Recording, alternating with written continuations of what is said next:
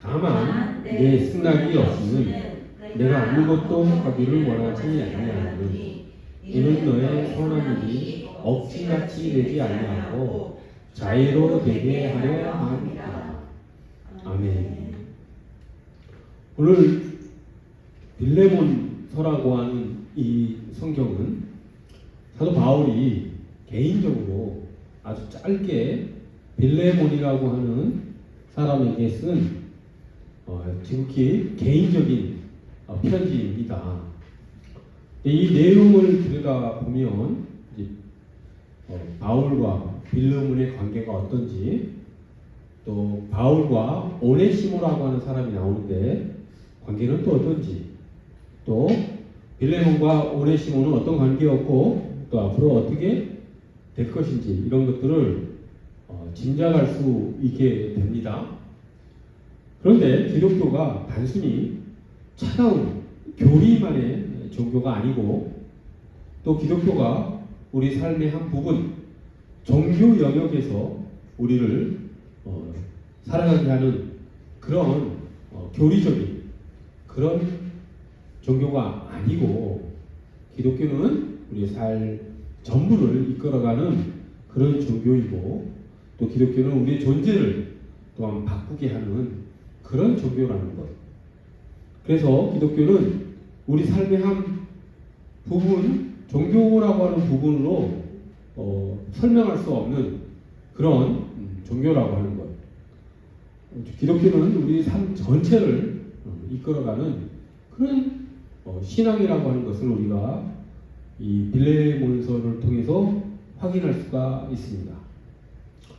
아마 이 초대교회 당시 이 빌레몬서라고 하는 개인적인 이런 편지가 정경이라고 하는 성경 속에 포함되었다라고 하는 것은 그만큼 기독교의 성격을 잘 알고 있었던 초대교회 교우들의 그런 심령 깊은 그런 생각 때문이었을 것입니다. 물론 성령 하나님께서 인도하심이 그 근본에 있겠지요. 자, 잠깐 이 빌레몬서가 쓰여지게 된 배경, 그리고 그 내용이 무엇인지 살펴보겠습니다. 자, 빌레몬서에 나오는 이 빌레몬이라고 하는 사람은 사도 바울이 유럽에 복음을 전하던 시절에 세 번째 선교 여행 중에 에베소서에서 이제 세 번째 선교 여행 때는 복음을 주로 전했지요. 오늘날 터키입니다. 그 지역입니다. 그때 만난 사람이 빌레몬이었습니다. 빌레몬은 부유한 사람이었던 것을 우리가 내용을 보고 확인할 수 있죠. 왜냐하면 교인들이 이제 골로새 교회의 이제 교인들이 예배를 하고 찬송하고 기도하는데 모이는 곳이 이 빌레몬의 집이었기 때문입니다. 초대교회 당시에는 독립적인 건물에서 예배를 드리기보다는 저는 개인의 집에서 사람들이 모여 함께 예배하는 그런 신앙생활을 많이 했지요. 그런데 골로새 교회의 사람들은 주로 이 빌레몬의 집에서 모여 예배하고 기도하고 성경을 보고 성례를 집행하고 이렇게 찬양하는 그런 신앙생활을 했었습니다. 자기 집을 내어주고 집에서 예배를 할 수 있다라고 하는 것은 어느 정도 집이 넓이가 있고 또 집도 부유하기 때문에 많은 사람들이 또 모이면 식사도 대접해야 되고 하는 여러 가지 그런 일들이 있기 때문에 부유한 집이었을 확률이 되게 높지요. 그렇게 해서 빌레몬은 사도 바울이 3차 선교 여행하는 중에 바울을 만나 회심하게 되고 예수 그리스도의 제자가 된 것입니다. 근데 편지 내용을 살펴보면 이 빌레몬이라고 하는 사람은 믿음이 훌륭하고 또 이웃에 대한 사랑도 깊어서 사도 바울이 하나님께 기도할 때마다 하나님께 감사한다라는 내용이 나와 있습니다. 예수 그리스도에 대한 충실한 마음뿐만 아니라 이웃을 향한 사랑도 가지고 있었던 그런 균형 잡힌 신앙생활을 하는 사람이었지요. 그러다가 이제 그 집에 오네시모라고 하는 노예가 있었습니다. 그래서 오네시모는 이 빌레몬이라고 하는 사람 집의 종. 당시 로마 시대는 이제 노예제 사회였지요. 그런데 오네시모는 그 빌레몬이라고 하는 사람의 집에 노예였습니다. 그래서 아마 상상을 해보면 사도 바울이 빌레몬의 집에서 예배하고 찬양하고 기도하고 할 때 오네시모도 빌레몬의 노예이기 때문에 종이기 때문에 그 모습을 다 지켜봤겠지요. 그런데 오네시모의 입장에서는 이제 그리스도인이 아니었죠. 그때는 오네시모가 자꾸 자기 집에 사람들이 찾아와서 뭐 예배라는 모임을 갖고 또 식사도 하고 뭐 이런 어떤 행동들을 하니까 노예 입장에서는 어떻겠습니까? 귀찮죠.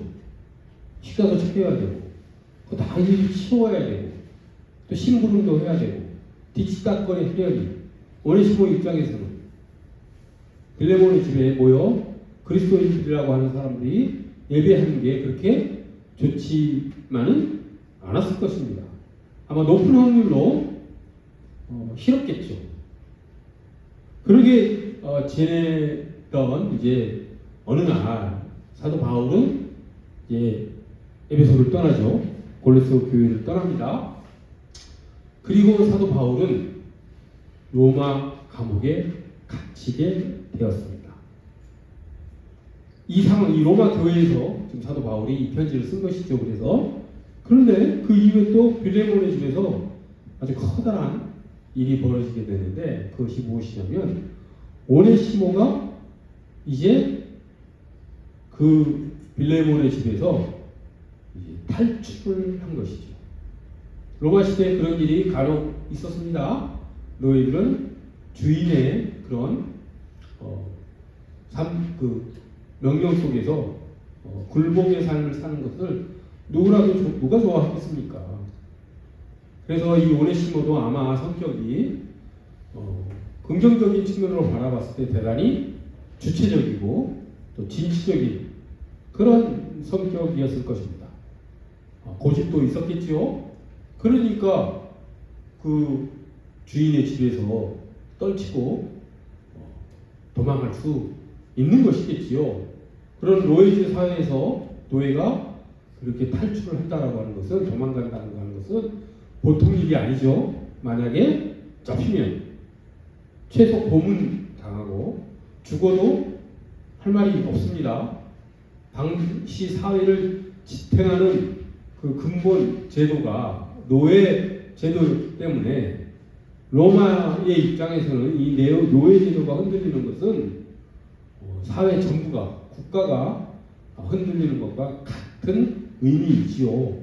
그래서 노예가 도망하는 것 그것에 대해서 대단히 엄하게 처벌을 했었습니다.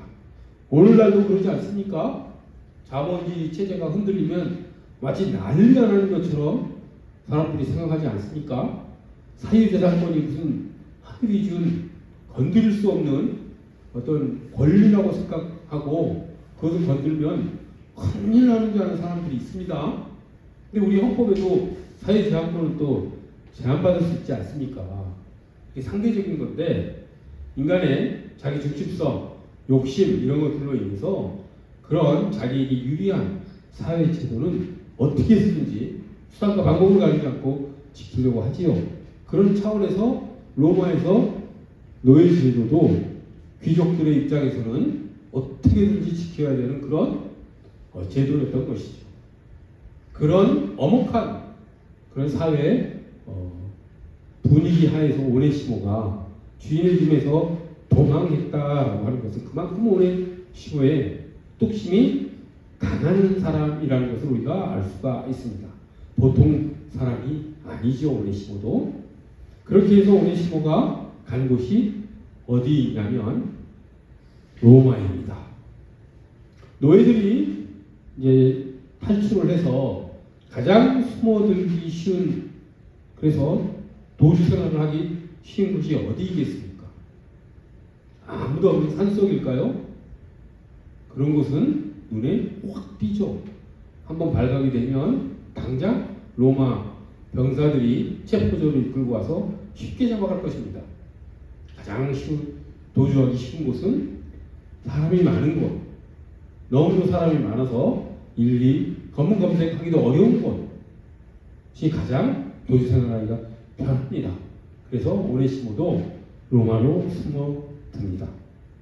그런데 거기서 이제 하나님의 손길이 작용한 것이죠. 그래서 어떤 일이 벌어지느냐? 오네시모가 바울을 만납니다. 당시 바울은 로마의 감옥에 있었죠. 어떻게 둘이 만나게 됐는지는 성경에서 전혀 밝혀진 바가 없습니다. 추론할 수 있는 것은 오네시모가 골로새, 즉 빌레몬 집에서 예배할 때 바울이 예배 인도하는 것을 여러 차례 봤겠지요. 그러다가 로마에서 바울을 보게 되니 또 오네시모는 얼마나 놀랐겠습니까? 그렇게 해서 아마 오네시모가 눈이 번쩍 띄어서 사도 바울을 면회를 가게 되지 않았을까, 그렇게 해서 만나게 되지 않았을까라는 생각을 해봅니다. 근데 오네시모가 죄인과 관계가 있는 사람이라고 한다면 도망을 가야 되는데, 오히려 바울에게서 멀리 떨어져야 되는데 바울과 개인적 관계를 맺었다라고 하는 것은 그만큼 오네시모가 바울에게 끌리는 뭔가가 있었다는 뜻이겠죠. 오네시모가 탈출한 이유가 무엇입니까? 왜 도망했습니까? 자신의 처지가 노예로서 주인의 명령에 따라 사는 것이 싫었겠죠. 자신의 운명이 아마 원망스러웠을 것입니다. 그래서 그 운명을 새로 개척하고자 도망을 한 것이겠죠. 그렇게 해서 몸은 자유몸이 되었지만 로마에 와서 막상 살아보니까 어떻겠습니까? 오네시모가 항상 불안에 떨며 살지요. 우리가 신문지상에서 그 감옥을 탈옥한 사람이나 죄를 짓고 도망 다니는 사람들이 도망 다니면서 가장 힘든 게 그 불안함이라고 하지 않습니까? 차라리 감옥에서 생활하는 것이 마음 편하다고 할 정도로 도주 생활이 그렇게 편안하지 않다라고 하는 것을 우리가 알 수가 있죠. 오네시모도 그렇겠지요. 자신이 노예 생활을 청산을 하고 도망을 해서 로마에 와서 자유의 몸으로 살아가면 자신의 인생이 새롭게 펼쳐질 걸로 상상을 했지만 막상 로마에서 도주 생활을 해보니 그렇지 않다라고 하는 것. 나의 인생의 문제가 단순히 이런 내가 노예라고 하는 그런 사회적 처지 때문이 아니었다라고 하는 것을 오네시모는 아마 처절하게 깨달았을 것입니다. 그러는 도중에 그런 불안과 회의 속에 살아가고 있을 때 사도 바울을 만났겠지요. 그리고 오네시모는 그 사도 바울의 그 영성 가운데 깊이 매료되지 않을 수 없었을 것입니다. 생각을 해보십시오. 오네시모는 자유의 몸이 되었습니다. 하지만 그 자유의 몸은 자유지만 마음은 더 옛날 노예 생활보다도 불안한 삶을 살고 있습니다. 그런데 사도 바울은 어떻습니까?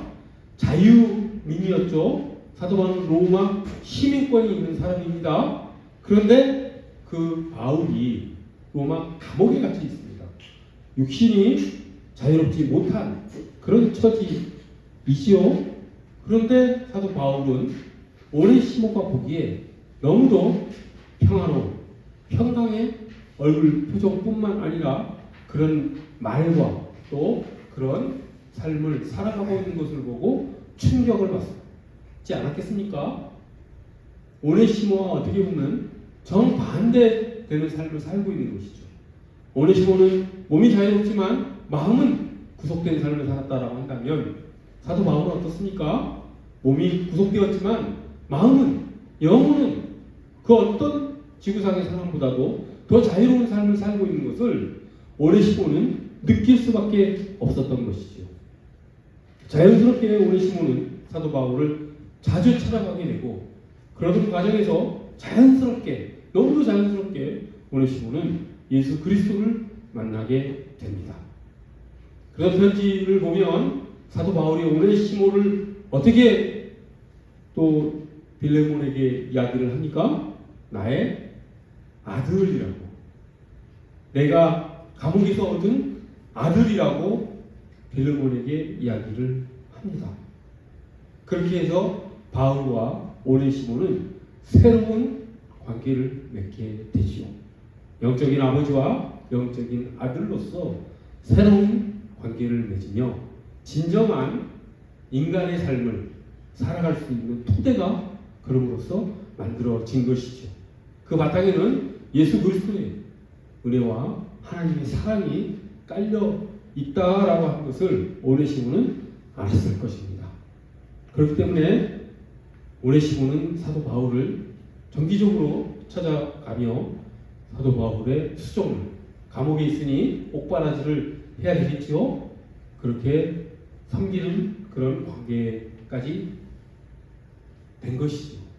사도 바울도 현실적으로 누군가가 자기의 옥바라지를 해준 사람이 필요했을 것입니다. 복음을 전하기 위해서도 그렇고 여러 가지 이유로 그 옥바라지 해주는 사람이 필요했겠지요. 그러니 또 오네시모가 얼마나 감사했겠습니까? 하지만 사도 바울과 오네시모가 해결해야 될 과제가 하나 남아 있습니다. 그것이 무엇이겠습니까? 오네시모의 빌레몬과의 관계이지요. 사도 바울이 그리스도인이 아니었다라고 한다면 그냥 오네시모를 계속 자기의 종으로, 원래 노예였으니까 이용할 수 있는 그런 자격이 있었겠죠. 로마 시민이기도 하였고 하니 얼마든지 오네시모를 자기 수하에 둘 수도 있었을 것입니다. 하지만 기독교는 그런 것을 우리에게 원하지 않지요. 예수 그리스도께서는 우리의 관계가 그렇게 흐리멍텅하게 그저 이용 대상으로 인간관계를 맺고 그냥 순간순간 상황에 따라서 편하게 관계를 맺어가는 그런 삶을 원하지 않으시지요. 당연히 사도 바울은 어떤 권면을 했겠습니까? 오네시모에게 원래 너의 주인과의 관계를 회복하라라는 권면을 했겠지요. 그때 오네시모가 얼마나 고민을 했겠습니까? 사도 바울의 말을 받아들일 것인가 말 것인가, 그냥 사도 바울과 관계를 단절하고 다른 곳으로 가서 육신의 자유를 계속 누리며 살 것인가, 아니면 사도 바울의 권고를 받아들여 빌레몬과의 관계를 다시 회복할 것인가 라고 하는 고민을 얼마나 많이 했겠습니까? 빌레몬과 관계를 회복한다는 것은 대단히 위험성이 있는 일이죠. 빌레몬이 마음만 먹으면 오네시모를 죽일 수도 있는 그런 권한이 있는 사람입니다. 그리고 다시 노예의 관계 속으로 들어가라고 할 수도 있는 그런 이야기를 지금 사도 바울이 하고 있는 것이지요. 하지만 오네시모도 예수 그리스도를 진정으로 믿는 사람이었습니다. 하나님께서 모든 일을 합력하여 선을 이루게 하시는 분이라는 것을 오네시모는 알았을 것입니다. 그리고 자신과 빌레몬의 그 관계가 회복되지 않으면 자신의 삶도 온전해지지 않을 것이라는 것을 깨달았겠죠. 그래서 결단을 합니다. 돌아가겠습니다. 그래서 쓰게 된 편지가 오늘 우리가 살펴보는 빌레몬서입니다. 그래서 사도 바울은 이 오네시모의 손에 이 편지를 쥐어주고 두기고라고 하는 사람과 함께 골로새로 보내지요. 그리고 그 편지 안에, 이 빌레몬서 편지 안에 사도 바울이 간곡히 빌레몬에게 오네시모를 부탁을 합니다. 요지는 앞으로 오네시모를 노예로 대하지 말고 형제 자매로서 대해 달라라고 하는 그런 부탁을 합니다. 이것이 바로 기독교의 위대함이지 않겠습니까? 당시 모두에 말씀드렸지만 로마 사회는 노예 제도가 사회의 근간을 붙잡고 있는 기본 제도입니다. 인간이 차별이 있고 구별이 있고 노예와 평민 귀족 사이에 그 한계는 명확한 그런 사회입니다. 그런데 그것을 그 장벽을 부숴버리고 인간이 전혀 차별이 없는 그런 영혼을 가진 존재로서 대하고 있는 사도 바울의 태도를 우리가 볼 수가 있지요. 그것이 하나님의 마음이지요. 그렇기 때문에 사도 바울은 빌레몬에게 내가 감옥에서 나온 이 아들 오네시모를 더 이상 노예로 대하지 말고 형제로 대해 주십시오라고 하는 부탁을 할 수 있었던 것이죠. 그것을 사도 바울은 오늘 본문 14절 말씀에서 어떻게 또 이야기를 합니까? 그 전에도 나오는데 사랑으로 권고합니다. 사도 바울은 빌레몬에게 끼친 영향이 있고 사도 바울이 하나님의 은혜를 빌레몬에게 끼쳤기 때문에 충분히 빌레몬에게 명령도 할 수 있는 그런 자격이 빌레몬에게 사도 바울은 있었습니다. 빌레몬도 그것을 인정을 합니다. 그래서 사도 바울은 강하게 엄하게 빌레몬에게 오네시모는 이제 노예로 대하지 말고 형제로 대하고 그리고 내가 앞으로 또 감옥에서 내 수중을 들게 할 것이니 그렇게 아십시오라고 그냥 일방적 통보를 할 수 있는 그런 상황이었죠. 하지만 오늘 본문에서 무엇이라고 합니까? 사도 바울이 내가 내 생각이 없이는 아무것도 하기를 원하지 않는다. 이렇게 얘기를 합니다. 그리고 너의 선한 일이 억지같이 되지 않기를 바랍니다. 그리고 자의로 스스로 그 일을 하기를 원합니다. 이렇게 얘기를 하죠. 자발적으로 빌레몬이 오네시모를 형제로 받아들이기를 권면한 것이죠. 이게 하나님의 방법입니다. 하나님께서 우리에게 자유의지를 주신 이유가 무엇입니까?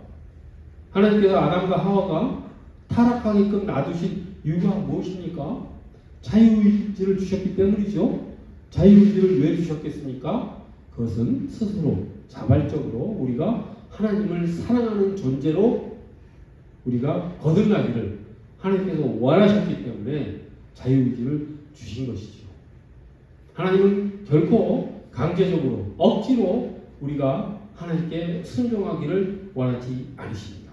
하나님 그럴 자격이 충분히 있으시고 그럴 능력도 있으심에도 불구하고 하나님은 결코 강제적으로 우리가 하나님께 나아오기를 원하지 않으십니다. 우리가 하나님께 나아가는 방법은 우리가 스스로 우리 신앙심으로 나아갈 수 있는 방법 외에는 하나님께서 허락하지 않으신다라고 하는 것이죠. 이것을 우리는 하나님과 나와의 관계 속에서만 적용하는 것이 아니라 나와 다른 사람의 관계에서도 적용하며 살았으면 좋겠습니다. 우리가 생각하는 것, 내가 옳다고 생각하는 것을 상대에게 강요하고 내가 옳다라고 생각하고 상대방이 틀렸기 때문에 상대는 내 뜻대로 해야 된다라고 하는 그런 삶의 태도와 자세에서 벗어나 상대가 스스로 깨닫고 스스로 옳음을 찾아 나가는 삶을 살 수 있도록 기도하고 하나님께 간구하는 그런 사람 사이의 관계도 이루어져야 한다라고 하는 것이죠. 강제적인 것은 하나님의 방법이 결코 아니라는 것. 사도 바울은 그것을 알았습니다. 그것을 또 빌레몬이 충분히 이해하고 아는 사람이었기 때문에 사도 바울도 이런 편지를 줄 수 있었겠지요. 그 이후에 빌레몬과 오네시모의 관계는 어떻게 됐는지 전혀 전해지는 바가 없습니다. 물론 전승이 있긴 하지만 그것은 추론인 것이고 공식적으로 성경에 나와 있는 이야기는 없습니다. 하지만 빌레몬과 오네시모의 관계는 사도 바울이 권면한 것과 같이 아마 이제 주인과 노예의 관계에서 벗어나 이제 그리스도 안에서 한 형제로서 살아가는 그런 아름다운 관계를 맺으며 살아갔을 것이다 라고 우리는 믿어 의심치 않습니다. 이 전체적인 이 빌레몬서의 내용을 다시 한번 생각해 보십시오. 어떻습니까? 기독교가 단순히 차가운 교리만으로 사람들의 신앙심을 논리적으로 휘어잡는 그런 종교가 아니라는 것을 우리가 알 수가 있지요. 기독교는 삶의 종교입니다. 기독교는 우리의 존재를 변화시키는 종교입니다. 기독교는 우리가 살아가는 종교라고 하는 좁은 틀에서 포획할 수 있는 그런 종교가 아닙니다. 기독교는 우리를 온 삶으로서 맞이해야 될 그런 종교인 것이죠. 기독교를 우리가 믿었다라고 하는 것은 우리의 전부를, 우리의 온 삶을 하나님께 내어드리고 하나님께서 마음껏 우리의 삶을 끌어가실 수 있도록 우리를 내어드리는 것이 기독교라고 하는 것이죠. 그렇게 오네시모와 빌레몬은 하나님의 손길 아래 살아가게 된 것이죠. 이 개인적인 사도 바울이 빌레몬에게 보낸 이 개인적인 편지가 이렇게 성경의 한 정경으로서 이렇게 삽입이 되고, 그리고 이것이 오늘날까지 성경의 한 권의 책으로서 많은 사람들에게 하나님의 마음을 전달해주는 그렇게 된 것은 이 안에 담겨있는 그런 하나님의 우리를 향한 그 사랑이 담겨있기 때문이라고 하는 것이죠. 이 빌레몬서에 담겨있는 그 깊은 의미를 우리가 잘 간직하고 오네시모처럼 용기 있게 자신에게 문제가 있다라고 한다면 그것을 해결해 나가는, 어떤 일이 무서운 일이 닥칠지도 모르지만 진정한 문제 해결을 위해서 그 문제와 직시하고 정면으로 해결해 나가는, 하나님의 손에 자신의 문제를 맡겨나가는 그런 오네시모와 같은 사람이 되기를 간절히 원합니다. 빌레몬도 그것을 알았던 사람이겠죠. 빌레몬은 이미 여러 교회에 그 믿음과 사랑이 소문으로 나 있고 많은 사람들에게 베풀 줄 알았던 사람입니다. 하지만 그렇다고 해서 자신은 노예였던 사람 오네시모가 도망했는데도 불구하고 그를 용서하고 형제 자매로 받아들이기는 지극히 어려웠을 것입니다. 하지만 하나님의 손길로, 예수 그리스도의 은혜로, 사도 바울의 권면으로 빌레몬 또한 새로운 삶으로 나아가는 그런 축복을, 하나님의 축복을 받은 사람이라고 할 수가 있습니다.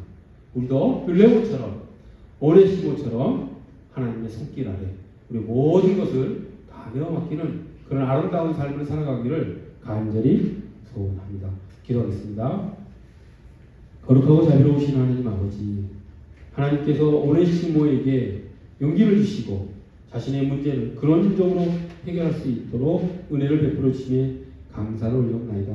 하나님, 빌레몬도 그렇게 넓은 마음으로 하나님께서 말씀하시는 바를 이해를 하고 그것을 삶으로 살아낸 우리 빌레몬의 삶도 살펴보았습니다.